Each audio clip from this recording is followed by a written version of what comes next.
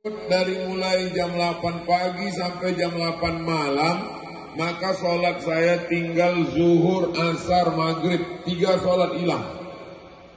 Jadi apa yang kau lakukan selama ini? Masuk saya ke toilet, saya bentang anduk, sholat saya di samping WC itu Pak Ustaz. Karena kalau tak saya lakukan, saya tak sholat sama sekali.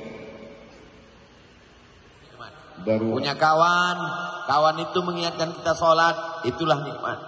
Punya tempat kerja, di tempat kerja itu terjaga sholat kita, itulah nikmat.